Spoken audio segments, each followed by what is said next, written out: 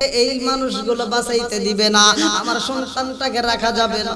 আর জনম দুঃখনি মা সইতে পারে না, সন্তানটাকে মনের মতো কইরা আদর করে, বুকের উপরে চাপ দিয়ে কান্দে আর কয় জাদু রে, এমন সময় আইলা রে জাদু, এমন বছরে আইলা জাদু। এই ঘটনা যদি বাদশার ঘরে জইলা যায়, বাদশার লোকেরা জানতে পারে, তাইলে তোমাকে হত্যা কইরা ফেলাইব। এমন সময় আমার আল্লাহ ডাক দিয়ে কয় জিবরাইল, যাই আমার খলিলের মার জানায়া দে, আমার খলিল রে পাহাড়ের গুহার ভিতরে রাইখা গো, এই পাহাড়ের গুহাটার মুখ বন্ধ কইরা দিয়া জনম দুঃখনি মা বাড়িতে যাইব। আর আমার খলিল রে দেখার দায়িত্ব আমি জিবরাইল রে দিয়া দিলাম। যাও যাও যাও, আমার খলিল রে দেখার দায়িত্ব তোমারে দিয়া দিলাম, তুমি ডিউটি পালন করবা। এই ছোট্ট সন্তানের ক্ষুধা শুরু হয়ে যায়, ক্ষুধার জ্বালাই যখন সন্তানে কান্না শুরু কইরা দিছে গো, আমার আল্লাহ ডাক দিয়া কয়, হে জিবরাইল,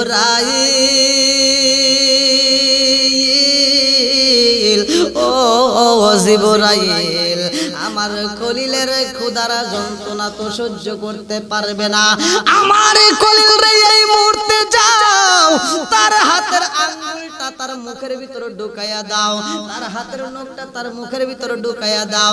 এইবার লোকটা যখন মুখের ভিতরে একটা আঙ্গুল ঢুকাইয়া দেয়, আমার আল্লাহ মুখ দিয়ে অটোমেটিক মধুর ঝর্ণা প্রবাহিত কইরা দেয়। একটা আঙ্গুল দিয়ে কিতাবের ভিতরে উল্লেখ করা হয় মধু বের হয়, 2 নাম্বার আঙ্গুল দেওয়া হয়, ওই আঙ্গুলের ভিতর দিয়ে আমার আল্লাহ দুধের নহর দিয়া দেয়। ওয়ালা তাকুলু লিমাই কুতালু ফি সাবিলিল্লাহি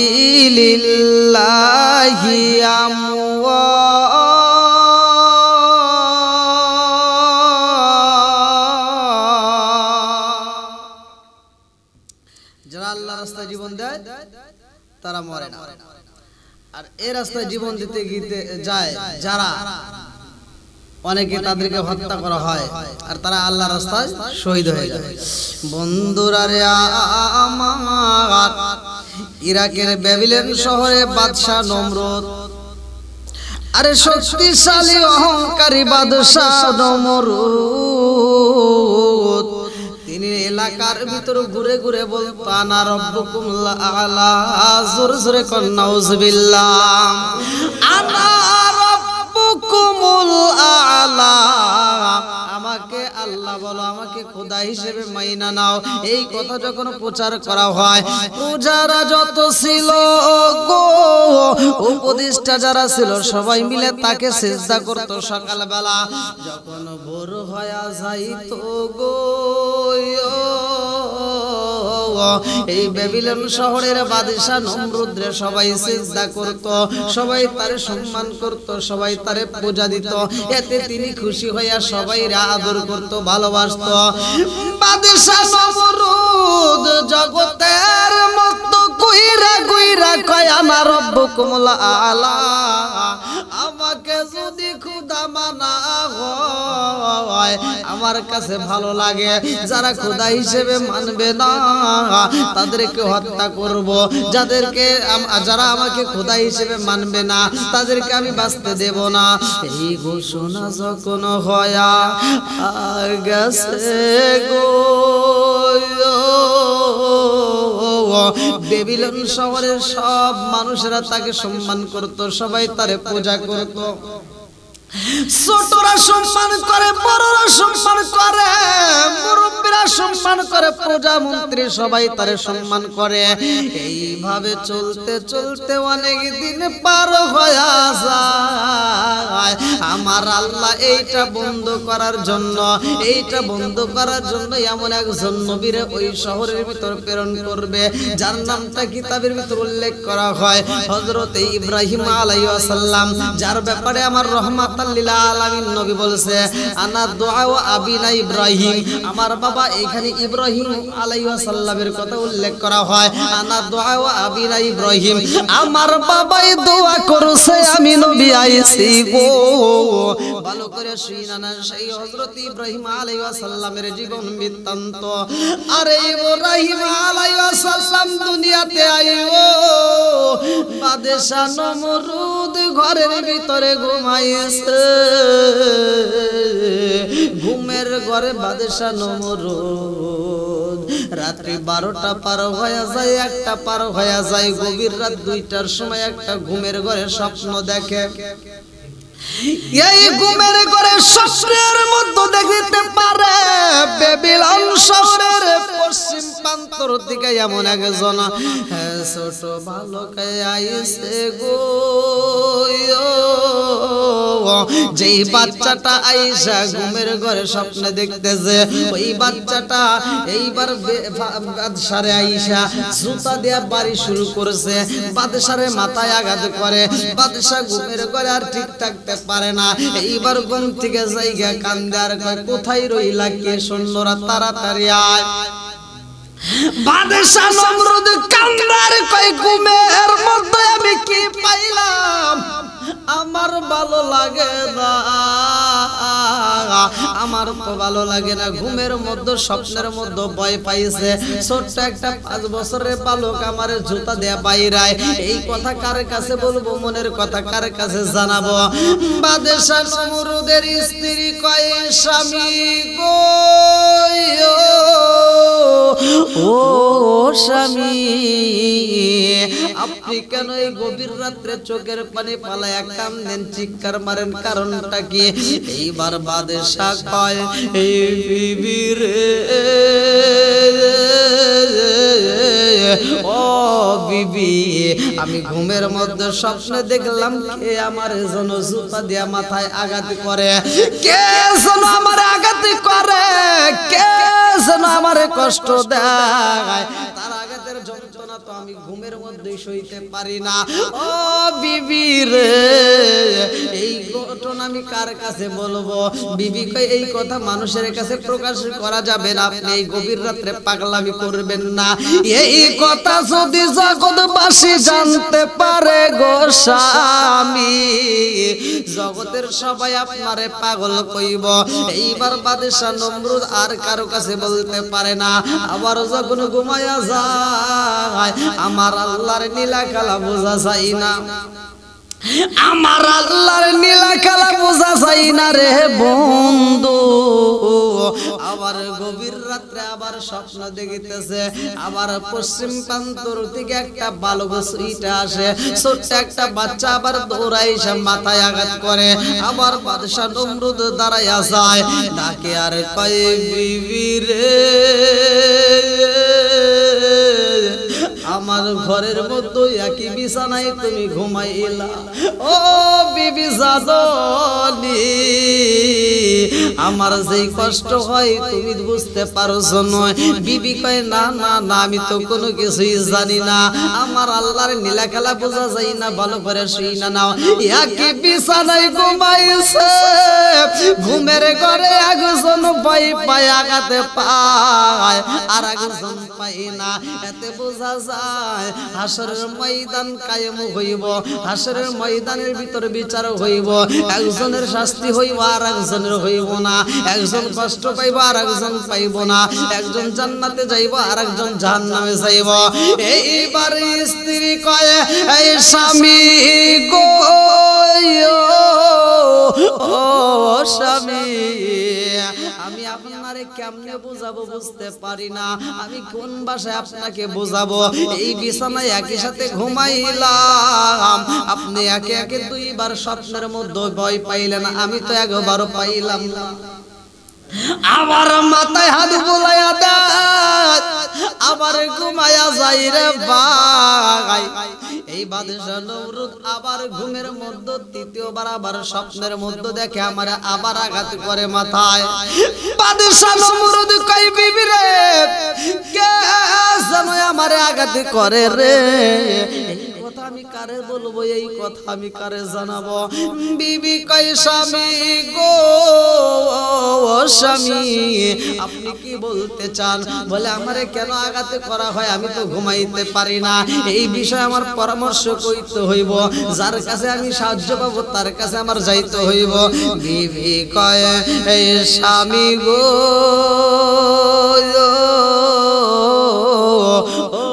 স্বামী আপনি সাহায্য চাইবেন, আপনি এই বিষয় মানুষের কাছে প্রকাশ করবেন, এইটা যদি জগৎবাসী জানতে পারে গো, সকালবেলা আপনারে যারা পূজা দেয়, সকালবেলা আপনারে যারা সিজদা দেয়, ওই মানুষগুলো কিন্তু আপনারে পূজা দিবে না, ওই মানুষগুলো কিন্তু আপনারে সিজদা বলবে, সিজদা করবে না, ওই মানুষগুলো কিন্তু আপনাকে খোদা হিসেবে মানবে না।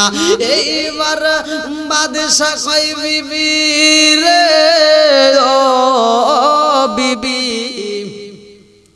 আমার যেই কষ্ট হয়, আমার যেই দুঃখ হয়, এইটা তো তুমি বুঝতে পারলা না, আমাকে খোদা হিসেবে মানুক বা না মানুক এই বিষয় আমার তদন্ত করতে হইব, এই বিষয় আমার জানতে হইব। স্বপ্নের ব্যাখ্যা যারা জানতে পারে এই সমস্ত লোকদেরকে একত্রিত করা হয়। এইবার সৈন্যদেরকে ডাক দেওয়া হয়, সৈন্যরা রে, বাদশা নমরুদের ৭০ লক্ষ সৈন্য ছিল রে ভাই, সব সৈন্যদেরকে ডাক দেয়া বলা হয়, ব্যাখ্যা করতে পারে কে, স্বপ্নের ব্যাখ্যা কে ভালো জানে, এই সমস্ত মানুষদেরকে একত্রিত করা হোক। সব স্বপ্নের ব্যাখ্যা যারা জানে এই পণ্ডিতদেরকে আমার রাজ দরবারে হাজির করানো হোক। এই মানুষদের সাথে আমি একটু কথা বলতে চাই, স্বপ্নের ব্যাখ্যা যারা করতে পারে রে ভাই, এই মানুষগুলোকে রাজ দরবারে হাজির করা হয়। এদের কাছে বাদশা নমরুদ কান্দে আর কয়, জগৎবাসীরা রে,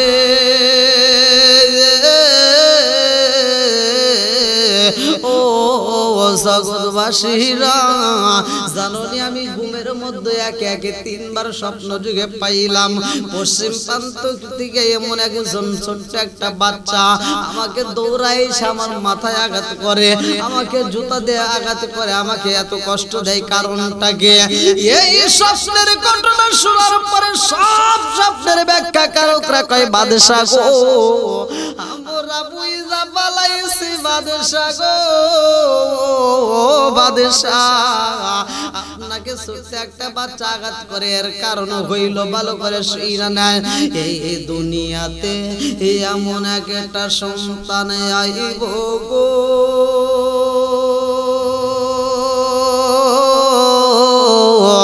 যেই সন্তানটা এই দুনিয়াতে আসার পরে আপনার বিরোধিতা করবে, যেই সন্তানটা এই দুনিয়াতে আসার পরে আল্লাহর বিচার কায়েম করবে গো, ওই সন্তানটা এই দুনিয়াতে আসার পরে আপনার বিরোধিতা করবে, আপনাকে হত্যা করার জন্য চেষ্টা করবে। বাদশা কয় কোথায় রইলা জ্যোতিষীরা, আই রে আই রে আই, যেই সন্তানটা এই দুনিয়াতে আসবে ওই সন্তানের আমি খবর জানতে চাই। যতগুলো জ্যোতিষীরা ছিল সব জ্যোতিষীদেরকে ডাক দিয়া বলা হয়, তোমরা বলতে পারবানি যেই সন্তানটা দুনিয়াতে আসার পরে আমাকে হত্যা করতে চাইব, যেই সন্তানটা দুনিয়াতে আসার পরে আমার সাথে শত্রুতা করবে, যেই সন্তানটা দুনিয়াতে আসার পরে আল্লাহর বিচার কায়েম করবে, এই সন্তানটার তথ্য তোমরা দিতে পারবানি। এইবার সব জ্যোতিষীরা কয়, এই বাদশা গো, এই সন্তান তো এখনো দুনিয়াতে আসে নাই। বাদশা কয় দুনিয়াতে নয়, অথচ আমি স্বপ্নে দেখলাম। কারণটা কি? আমাকে ঘুমের ঘরে আঘাত করলো, জুতা দিয়ে বাইরে এলো, আমার মাথায় আঘাত করলো। এর কারণ কি? সব জ্যোতিষীরা কান্দার কয় বাদশা এই সন্তান দুনিয়াতে আসে নাই, এই সন্তানটা দুনিয়াতে এখনো আসে নাই। ও বাদশা জানেননি এই সন্তানটা এখনো মায়ের পেটেও আসে নাই, আর 3 দিনের সময় আছে গো বাদশা, আর 3 দিন সময় আছে এই সন্তানটা মায়ের গর্ভে আসবে। এই সন্তানটা আসার পরে আপনার বিরোধিতা করবে, আপনার এই ক্ষমতা থাকবে না। ক্ষমতা তো বাদশা কেন কারোই থাকবে না। এই জন্য তো আমার আল্লাহ কোরআনুল কারীমের ভিতর উল্লেখ করেছেন, ভালো করে শুই না না কুলিল্লাহুম্মা মালিকাল মুলকি তুতিল মুলকা মান তাশাউ ওয়া তানজিউল মুলকা মিম্মান তাশাউ ওয়া তুইজ্জু মান তাশাউ ওয়া তুযিল্লু মান তাশাউ বিয়াদিকাল খায়র ইন্নাকা আলা কুল্লি শাইইন কাদির। সূরা আল ইমরান আয়াত নম্বর 26, ভালো করে শুনে নাও। সূরা আল ইমরান আয়াত নম্বর 26 আমার আল্লাহ বললেন কুলিল্লাহুম্মা মালিকাল মুলকি তুতিল মুলকা মান তাশাউ ওয়া তানজিউল মুলকা মিম্মান তাশাউ ওয়া তুইজ্জু মান তাশাউ ওয়া তুযিল্লু মান তাশাউ বিয়াদিকাল খায়র ইন্নাকা আলা কুল্লি শাইইন কাদির। আমার আল্লাহ যাকে ইচ্ছা তাকে রাজত্ব দান করে, আর যাকে ইচ্ছা তার কাছ থেকে আমার আল্লাহ রাজত্ব ছিনিয়ে নেয়। আমার আল্লাহ যাকে ইচ্ছা সম্মান দান করে, আমার আল্লাহ যাকে ইচ্ছা তাকে অসম্মান করে। ভালো করে শুনে নাও, সব কিছুর ক্ষমতার মালিক আমার আল্লাহ।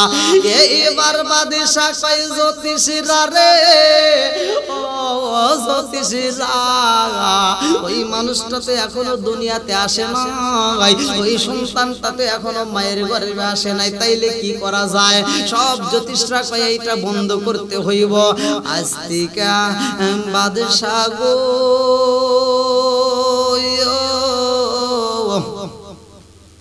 এই ব্যাবিলন শহর সহ আশেপাশে যতগুলো মানুষ আছে সব পুরুষদেরকে আপনার রাজ দরবারে বন্দী করতে হইব। এই পুরুষেরা যেন স্বামী স্ত্রী মিলিত না হয়। যদি স্বামী স্ত্রী মিলিত হয়ে যায় বাদশা গো এই 3 দিনের মধ্যে ওই সন্তানটা মায়ের গর্ভে আসবে। যদি এইটা বন্ধ করতে পারেন ওই সন্তান আসতে পারবে না। বাদশা কয় এই জগৎ আশিরা রে,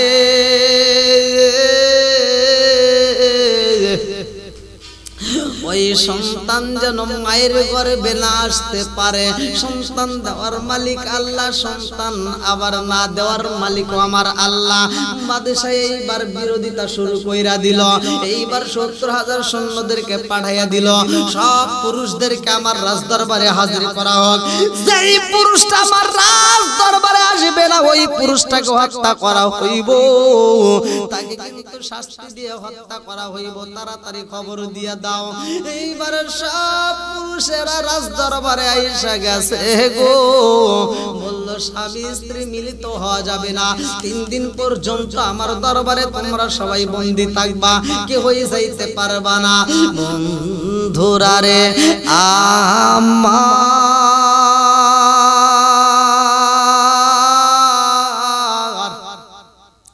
এই ডিউটি পালন করার জন্য একজন নয়, 2 জন নয়, 70,000 সেনা সদন্য সবাই মিলে থাকে। সবাই মিলে চারপাশ দিয়ে বন্দী করে পালাইছে। সবচাইতে সেনা প্রধান যে ব্যক্তিটা ছিল তার নামটা কিতাবের ভিতর উল্লেখ করা হয় আজর কুমার। আজর কুমার ডিউটি পালন করে, কাউকে বাইরে যাইতে দেওয়া যাইব না, কোন পুরুষ বাড়িতে যাইতে পারবে না, কোন পুরুষ তার স্ত্রীর সাথে দেখা করতে পারবে না, স্ত্রীর সাথে কথা বলতে পারবে না, স্ত্রীর সাথে সাক্ষাৎ করতে পারবে না, বন্ধ করে দেওয়া হয়। 1 দিন নয়, 2 দিন নয়, 3 দিন পর্যন্ত ডিউটি পালন করতে হইব। একদিন ডিউটি পালন করে গো এইবার গভীর রাত্রে এইবার আসর কুমারকে আমার আল্লাহ কি ঘটনা ঘটাইছে গভীর রাত্রে সবার চোখে ঘুম বাদশা নমরুদের চোখেও ঘুম রে ভাই ঘুমদার মালিক আমার আল্লাহ ঘুম না দেওয়ার মালিক ওই আল্লাহ সবার চোখে ঘুম এসে গেছে প্রজাদের চোখে ঘুম সেনা সদস্যের সবার চোখে ঘুম আজর কুমারের চোখেও আল্লাহ ঘুম দিছে আজর কুমার ঘুমের ঘরে স্বপ্নে দেখে গো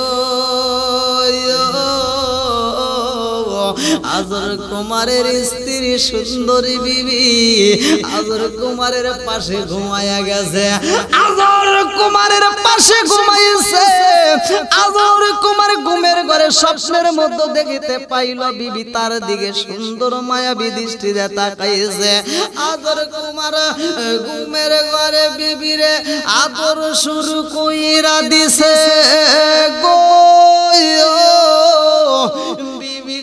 স্বামী গো আমারও তো আদর পাইতে মন চায় এই কথা শোনার পর পরে এইবার আজর কুমারের চোখের ঘুমটা ভাঙ্গা যায় আজর কুমার ঘুমের ঘর থেকে দাঁড়াইয়া চিন্তা করে আমি কেমন স্বপ্ন দেখলাম গো যে এই স্বপ্নের মধ্যে আমার বিবিরে আমি মনের মতো করে আদর করিতেছি আজকে যদি আমি আমার বিবিরে সামনে পাইতাম গো আমি মনের মতো আদর করতাম আদর কুমারের মনের ভিতরে কল্পনা জল্পনা শুরু হয়ে গেছে এইবার ঘুমের ঘর থেকে উঠা তিনি চিন্তা করলাম আমি কেমনে এই ঘর থেকে বের হইব ডাইনে তাকায়া দেখে সবাই ঘুমের ঘরে বামে তাকায়া দেখে সবাই ঘুমাইছে সামনে তাকায়া দেখে সবাই ঘুমাইছে পিছনে তাকায়া দেখে সবাই ঘুমাইছে দারোয়ান যারা দাঁড়ায় আছে গো এই দারোয়ান গুলো দাঁড়ায়া দাঁড়ায় ঘুমাইতেছে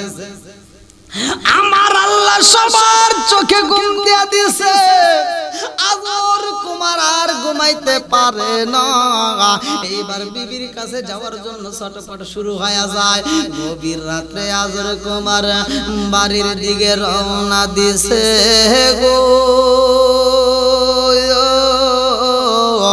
আমার আল্লাহ আজর কুমারের স্ত্রীর চোখের ভিতরে ঘুম দিয়ে দিছে ঘুমের মধ্যে স্ত্রীও স্বপ্নের মধ্যে দেখতে পারতেছে আমার স্বামী আইসা আমারে আদর করে আদর কুমারের স্ত্রী ঘুমের ঘরে দেখে আমার স্বামী আমারে আদর করে গো এই দৃশ্য দেখে তার ঘুমটাও ভেঙে যায় এমন সময় দরজার মধ্যে টোকা পইরা গেছে এইবার স্ত্রী চিন্তা করে গভীর রাত্রে কে আসলো এই মুহূর্তে তো কোনো মানুষ আসতে পারবে না কারো বাড়িতে এই মুহূর্তে কোনো পুরুষ আসতে পারবে না এই সময় আমার ঘরে টোকা দেয় কে ঘরের দরজাটা যখন খোলা হয় গো প্রাণের স্বামীর দেখা কয় স্বামী গো স্বামী আপনি এই গভীর রাত্রে কেমনে আসলেন এই কথা যদি পাড়া পড়শি জানতে পারে গো পাড়া প্রতিবেশীরা যদি বাদশা নমরুদের কানে ঘটনা জানায়া দেয় তাইলে তো আপনাকে হত্যা করবে আমারও হত্যা করবে ও স্বামী আপনি কেন এইভাবে আমার ঘরের ভিতর প্রবেশ করলেন কারণটাকে এইবার আজর কুমারে কয় এই বিবি রে ও বিবি আমি কেন আইছি জানোস নি আমি কেন আইছি জানোস নি ও বিবি আমার আসার একটা মাত্র কারণ আমি ঘুমের ঘরে স্বপ্নের মধ্যে দেখলাম তোমারে আদর করতেছে বিবি রে ও বিবি আমার ঘুমটা ভাঙার পরে আমি ঠিক থাকতে পারি নাই আমি গোপনে চইলা আইছি কেউ জানে না সবার চোখে বাকি দিছে বিবি কয় স্বামী গো ও স্বামী আপনি যেই স্বপ্ন দেখছেন আমি তো একই স্বপ্নে দেখছি দেখাইছে কি আমার আল্লাহ ঘুমের ঘরে যেই স্বপ্নটা স্বামী স্ত্রীর উপরে দেখায়া দিছে গো এইবার বিবি কয় স্বামী গো এই ঘুমের ঘরে স্বপ্ন দেখার পরে আমার ঘুমটা ভেঙে গেছে এমন সময় দরজায় টোকা পইরা গেছে। এইবার স্বামী স্ত্রী মিলিত হয়া গেছে গো। ওই দিন আমার আল্লাহ ওই রাত্রিতে হযরত ইব্রাহিম আলাইহিস সালাম রে মায়ের গর্ভে পাঠায়া দিয়েছে। হযরত কুমার ঘুমের ঘরে দিকে। এইবার সকাল হওয়ার আগে বলে বিবি রে আমার তাড়াতাড়ি যাইতে হইব বাদশার রাজ দরবারে। ও বিবি আমি যদি রাজ দরবারে না যাই এই আমার আসার ঘটনা যদি জানতে পারে আমাকে হত্যা করবে, তোমারও হত্যা কইরা দিব। এইবার গভীর রাতে চইলা গেছে এইবার রাজ দরবারে সবার সাথে। এইবার আজর কুমারও ঘুমায়া গেছে। সকাল বেলা ভোর হওয়ার আগে তো সে পৌঁছায়া গেছে। কেউ বুঝতে পারে নাই, কেউ জানতে পারে নাই। ওই দিন আমার আল্লাহ হযরত ইব্রাহিম আলাইহিস সালাম রে মায়ের গর্ভে পাঠায়া দিয়েছে। আর কোন মহিলা পাই নাই, কারো ঘরে পাই নাই রে ভাই, কারো ঘরে দান করে নাই। আমার আল্লাহ আজর কুমারের ঘরে দান কইরা বলাইছে আমার বন্ধুরা রে একদিন যাই, দুই দিন যাই, তিন দিন যায়, 3 দিন পরে সব মানুষরে বিদায় দিবে। এমন সময় বাদশা নমরুদ এইবার স্বপ্নের ব্যাখ্যাকারক সহ যতগুলো জ্যোতিষরা ছিল সবাইকে ডাক দিয়ে বলে এইবার 3 দিন তো সব পুরুষরে বন্দী করে রাখছিলাম, এইবার তোমরা পরীক্ষা কইরা দেখো ওই সন্তানটা দুনিয়াতে, ওই সন্তানটা মায়ের গর্ভে আসছে কিনা। এইবার জ্যোতিষরা পরীক্ষা নিরীক্ষা কইরা কয় হে বাদশা গো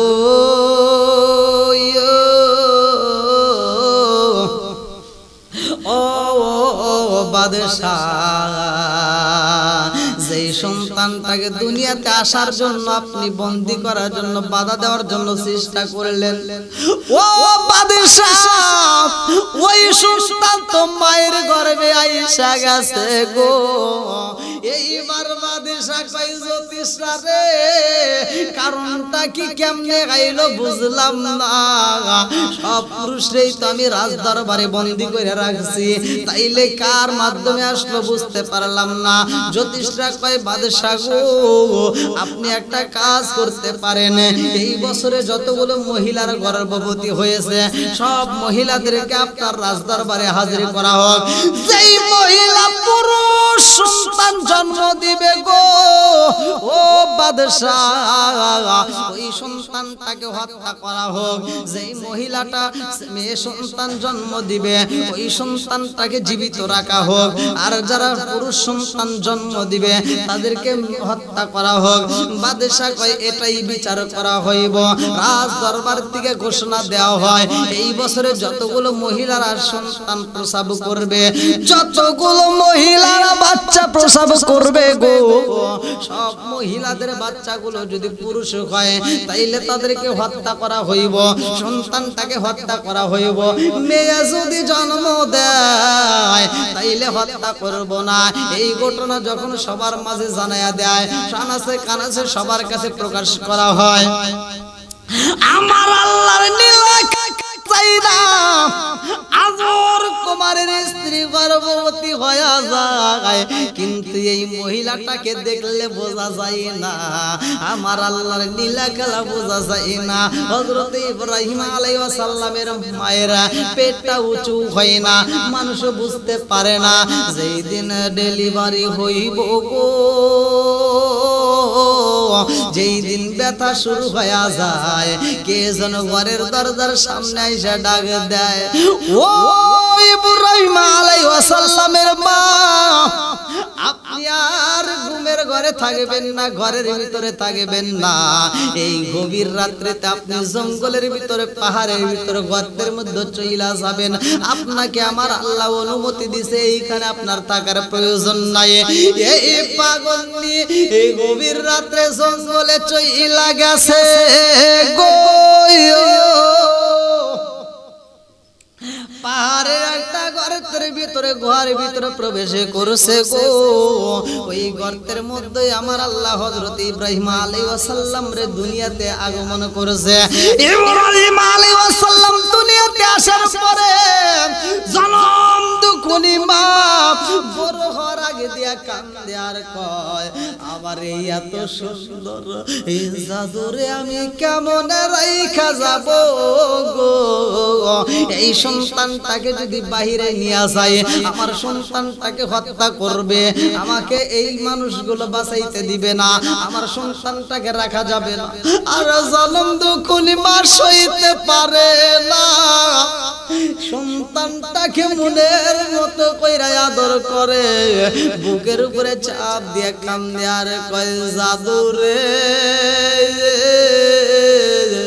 এমন সময় আইলা রে জাদু এমন বছরে আইলা জাদু এই ঘটনা যদি বাদশার ঘরে জইলা যায় বাদশার লোকেরা জানতে পারে তাইলে তোমাকে হত্যা কইরা ফেলাইব এমন সময় আমার আল্লাহ ডাক দিয়া কয় জিবরাইল যায় আমার খলিলের মার জানায়া দে আমার খলিল রে পাহাড়ের গুহার ভিতরে রাইখা গো এই পাহাড়ের গুহাটার মুখ বন্ধ কইরা দিয়া জনম দুঃখনি মা বাড়িতে যাইব আর আমার খলিল রে দেখার দায়িত্ব আমি জিবরাইল রে দিয়া দিলাম যাও যাও যাও আমার খলিল রে দেখার দায়িত্ব তোমারে দিয়া দিলাম তুমি ডিউটি পালন করবা এইবার গুহার সামনে কে যেন কয় খলিলের মা ও মা আপনার চিন্তা করতে হইব না আপনার সন্তানকে দেখার মালিক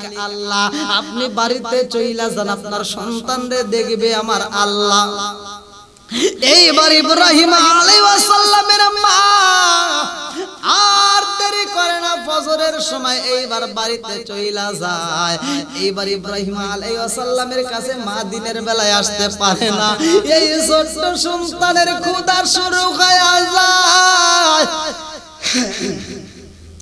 খোদার জ্বালাই যখন সন্তানে কান্না শুরু কইরা দিছে গো আমার আল্লাহ ডাক দিয়া কয় হে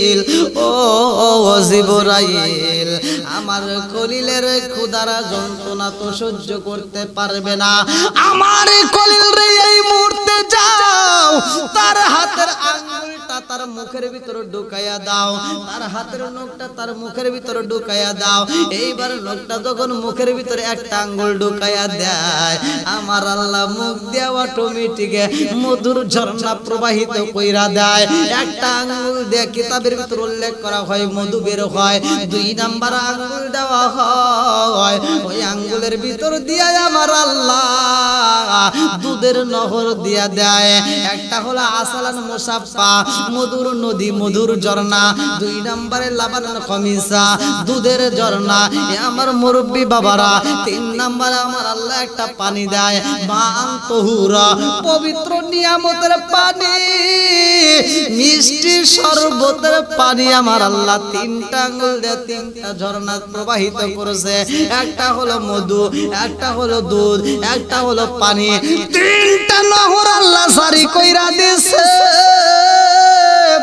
আল্লাহর খলিলের মুখের ভিতরে খাবারের অভাব নাই জনম দুঃখনি মা সারাটা দিন সংসারের কথা কল্পনা করে সন্ধ্যাবেলায় মা জননী এইবার পাগলের মতো আওলা কেসে পাগল বেশে চইলাই আসে সন্তানরে দেখার জন্য গুহার ভিতরে প্রবেশ করে মা তাকায়া দেখে সন্তানটা এত সুন্দর দেখা যায় বয়স মাত্র একদিন হয়েছে রে ভাই কিতাবের ভিতরে উল্লেখ করা হয় একদিনের বাচ্চার দিকে তাকাইলে মনে হয় এক মাস বয়স হয়ে গেছে এক মাস বয়স হয়ে গেছে এইবার সন্তানের কাছে হাজির হয়ে যায় গো জনদুকুনি মা সন্তানটারে বুকের দুধ পান করাইতে চায় এই সন্তানটা বুকের দুধ পান করে না মা চিন্তা করে সারাটা দিন সন্তানরে খাওয়াইলাম না অথচ এই সন্তান এখনো খাই না কারণটা কি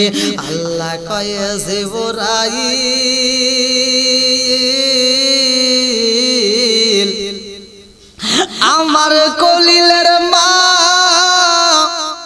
সন্তানের জন্য চিন্তা করে খাবার খাইছে নি মারে দেখায়া দাও আমার খলিলের খাওয়ানোর অভাব নাই ওয়াল্লাহু খায়রুর রাযিকিন রিজিকের মালিক তুই আমি আল্লাহ ও জিবরাইল রে জনম দুঃখনি মায়ের সামনে সন্তানের এই হাতের নখটা মুখের ভিতরে ঢুকায়া দাও এইবার মা জননী তাকায়া দেখে সন্তান যখন মুখের ভিতরে আঙ্গুলটা নিয়ে যখন শোষণ দিয়া দেয় একটা আঙ্গুল দিয়া মধুর ঝর্ণা বের হয় আর একটা আঙ্গুল দিয়া দুধের ঝর্ণা বের হয় আর একটা আঙ্গুল দিয়া পানির ঝর্ণা বের হয় জনম দুঃখনি মা সন্তানের বুকের ভিতর আঞ্জায়া কান্দার কয় আমার সন্তান কোন সাধারণ সন্তান হইতে পারে না এই সন্তানটা অনেক দামি চিৎকার মেরে কন্যা আল্লাহু আকবার আরে জনম দুঃখনি মা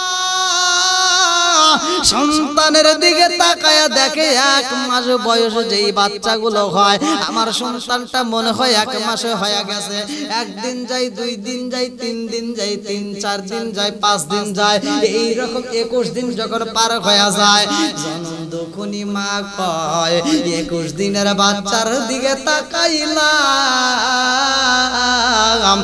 21 মাসের বয়সের বাচ্চাদেরকে যেমনে দেখা যায় আমার বাচ্চাটাকেও তেমন দেখা যায় চিৎকার মেরে কন্যা আল্লাহু আকবার জনম দুঃখনি মা কয় আমার সন্তানের মতো এমন সন্তান আর হইতে পারে না 21 দিন বয়সে যেই সন্তান হইছে গো দেখতে দেখা যায় 21 মাসের বাচ্চা এই রকম বষ্টবিষ্ট হয়ে গেছে দেখতে অনেক সুন্দর দেখা যায় এইবার জনম দুঃখনি মা জননী বাচ্চাটারে বাড়িতে নেওয়ার মতো সাহস পাই না গভীর রাত্রে এই সন্তানকে রাইখা আবার চইলা যায় সন্ধ্যা রাতে চইলাই আসে আবার জঙ্গলের ভিতরে পাহাড়ের গুহায় পাড়া প্রতিবেশীরা 1 দিন 2 দিন 3 দিন এরকম দেখার পরে এইবার তার স্বামীর কাছে ঘটনাটা বইলা দেয় পাড়া প্রতিবেশী মহিলারা কয় আজর কুমার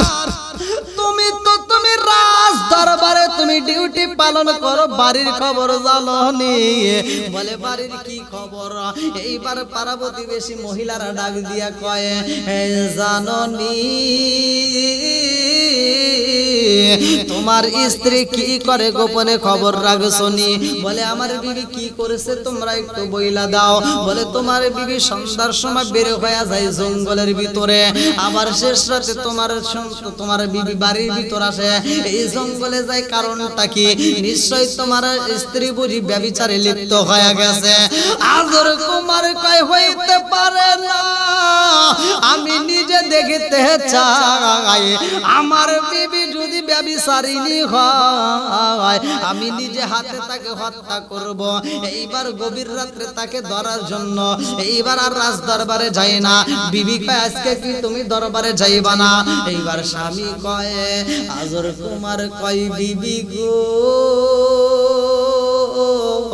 আজকে আর যাব না আমি বাড়িতে একটু রেস্ট করব আরাম করব এইবার বিবি স্বামীর দিকে বারবার লক্ষ্য করে বারবার তাকায় আমার স্বামীটা ঘুমাই কিনা আজর কুমার ঘুমের বাপ 2 রাত রাত্রি বেলা শুয়ে রইছে রে ভাই আর জনম দুঃখনি মা সন্তানের জন্য ছটফট করে কারণ সন্তানের কথা তো মা বলতে পারে না এই দুনিয়ার বুকে মায়ের মতো ভালোবাসার মানুষ আর হইতে পারে না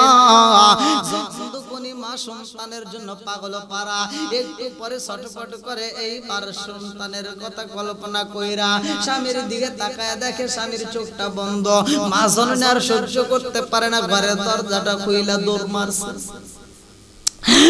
এইবার মায়ে যখন দৌড় মাইরা দিছে গো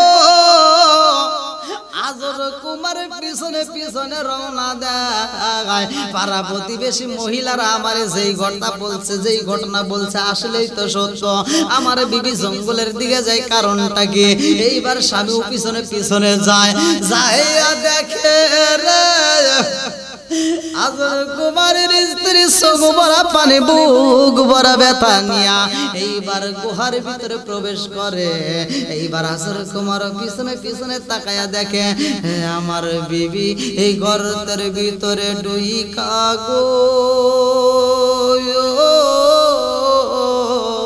সুন্দর একটা ফুটফুটে বাচ্চারে কোলে নিয়ে আদর করে। আজর কুমার ডাক দিয়া কই বিবি রে, ও বিবি, এই গভীর রাত্রে তুমি জঙ্গলের ভিতরে গর্তের ভিতরে গুহার ভিতরে তুমি কার বাচ্চা আদর করো? এইবার বিবি ডাক দিয়া কই স্বামী গো, ও স্বামী, আমি কার বাচ্চা আদর করব? আমি তোমার আমার বাচ্চারেই তো আদর করি। আদর কুমার কই বিবি রে, তোমার পেটে বাচ্চা আসলো আমি তো বুঝতে পারলাম না। বিবি ডাক দিয়া কয় এই স্বামী গো,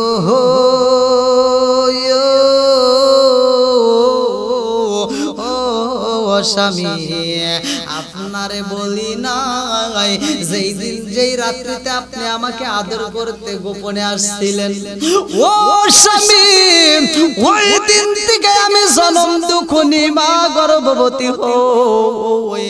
এইটা আপনার আমার বাচ্চা, এই বাচ্চাটাকে আমি গোপনে রাইখা দিছি। এইটা যদি রাজদরবারে তোমার মালিক জানতে পারে গো স্বামী, আমার সন্তানটাকে হত্যা করবে, আমি মা পারবো না। আজর কুমার ডাক দিয়া কই বিবি রে, তাড়াতাড়ি দে আমার জাদুটারে আমার কোলের ভিতর দে, আমি জনম দুঃখনী বাবা একটু মনের মতো করে আদর করতে চাই। এইবার সন্তানরে যখন কোলে নেয়, সন্তানটারে বুকের ভিতর আনজায়া নেয়, ডাক দিয়া কই বিবি রে, এই বাচ্চার বয়স কয় বছর? বিবি ডাক দিয়া কয় স্বামী গো, এই বাচ্চাটার বয়স মাত্র 21 দিন। এইবার আজর কুমার কয় না, না হইতে পারে না, 21 দিনের বাচ্চা কোনদিন এত বড় হইতে পারে না। এইবার জনম দুঃখনী মা আল্লাহর খলিল রে ডাক দিয়া বুকের ভিতরে আনজায়া দইরা কয় স্বামী গো, সত্য কথা বইলা দিলাম গো স্বামী, আমার জাদুর বয়স মাত্র 21 দিন, অথচ দেখতে মনে হয় 21 মাসের বাচ্চা। এইবার আজর কুমার ডাক দিয়া কয় এই বিবি রে, এই ঘটনা কি কেউ জানতে পাইছেনি? এই ঘটনা কারো কাছে বলছনি? বিবি ডাক দিয়া কয় স্বামী গো, কেউই জানে না, আজকে মাত্র আপনি জানতে পারলেন না। আজর কুমার কয় বিবি রে, আমার সন্তানরে জঙ্গলের ভিতর রাখা যাইব না, এই জঙ্গলে বিষধর সাপ থাকতে পারে, সাপে তারে ধ্বংস করতে পারে। বিবি ডাক দিয়া কয় স্বামী গো, আমি বুঝা পালাইছি গো স্বামী, আমার সন্তানরে সাপেও ধ্বংস করতে পারবে না, বিষধর কোন পোকায় আমার সন্তানরে খাইতে পারে না। যারে মাটিতে সই না, জমেতে খাই না, তারে নবীর প্রেমিক যেই জনাম। আজর কুমার ডাক দিয়া কয় ও বিবি, আমার সন্তানরে আর এইখানে রাখবো না, বাড়িতে নিয়ে যাইব। বিবি ডাকে দিয়া কয় স্বামী গো, ও স্বামী, আমার সন্তানটাকে যদি বাড়িতে নেওয়া হয়, এই ঘটনা যদি রাজদরবারের বাদশা জানতে পারে, নমরুদের কানে যদি চইলা যায়, এই সন্তানটাকে হত্যা করবে। ও স্বামী জানেননি, আমার সন্তানটারে যদি হত্যা করা হয়, আমি জনম দুঃখনী মা আর ঠিক থাকতে পারবো না, আমার সন্তানের কারণে আমি মাও মারা যাব। এইবার আজর কুমার ডাকে দিয়া কয় এই বিবি রে, ও বিবি, আমি তোমারেও হারাইতে দেব না, আমার বাচ্চারেও হারাইতে দেব না। বলে কেমনে কেমনে কি করব? আজর কুমার কয় এই বিবি রে, বাদশা নমরুদ ঘোষণা দিছে 1 বছরের ভিতর কোন বাচ্চা যদি দুনিয়াতে আসে, ওই বাচ্চারে হত্যা করা হইব। ও বিবি, আমার সন্তানের বয়স মাত্র 21 দিন হয়েছে রে, অথচ হয়েছে এই বাচ্চারা দেখলে 21 দিন মনে হয় না, দেখতে মনে হয় বাচ্চার বয়স হয়েছে 2 বছর। ও বিবি রে, আমি বইলা দিলাম আমার সন্তানটারে বাড়িতে নিবা, আর মানুষে যদি প্রশ্ন করে তাইলে তুমি বইলা দিবা এই সন্তানের বয়স 2 বছর হয়ে গেছে। আর আমি বাদশারে বইলা দেব, বাদশা গো, ও বাদশা, 1 বছরের মধ্যে যদি কোনো বাচ্চা হয় ওই বাচ্চারে হত্যা করতে হইব, কিন্তু আমার বাচ্চার বয়স তো 1 বছর না, একটু তাকায়া দেখেন। এইবার জন্ম তো করি মা, সন্তানদের যখন বাড়িতে নেওয়া হয় রে ভাই, এই ঘটনা চইলা গেছে রাজ দরবারে। বাদশা নমরুদ কই কারণে কি এই জগতের মধ্যে একজনের ছেলে সন্তান হয়েছে খবর জানোনি? জ্যোতিষদেরকে ডাকে দেয়া হয়, তোমরা বলো সন্তানটা দুনিয়াতে আসেনি? জ্যোতিষরা কয় এই বাদশা গো, যেই সন্তানটা আপনার শত্রুতা করবে ও বাদশা, ওই সন্তানের বয়স 21 দিন পার হয়ে গেছে, 21 দিন পার হয়ে গেছে। এইবার বাদশা নমরুদকে এই সন্তানটাকে তালাশ করা হোক। এইবার যায় আজর কুমারের বাড়িতে, বাদশা নমরুদ যায়া কয় তোমার সন্তান দেখতে চাই। আজর কুমার তার সন্তানটাকে বের কইরা এইবার বাদশার সামনে যখন দাঁড় করায় দিছে গো, বাদশা কয় এই বাচ্চার বয়স কত? এইবার আজর কুমার কয় 2 বছর। বলে না না না, আমি যেই বাচ্চা তালাশি করি রে, এই বাচ্চার বয়স 2 বছর হইতে পারে না, এই বাচ্চার বয়স মাত্র 21 দিন পার হয়েছে। অতে বুঝা পালাইছি তোমার বাচ্চা আমার ক্ষতি করতে পারবে না। আল্লাহু আকবার।